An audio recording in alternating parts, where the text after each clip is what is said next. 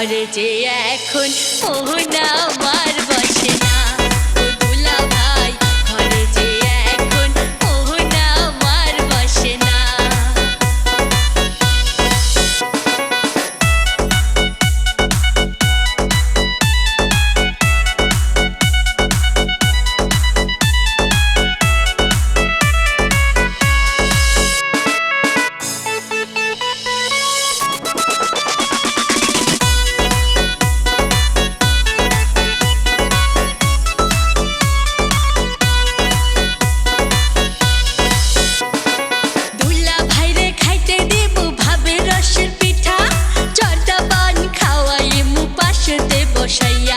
শালির হাতের পান খাইয়া যাব পাগল হইয়া, পানের মধ্যে জাদু কইরা মনটা নিব কাইরা।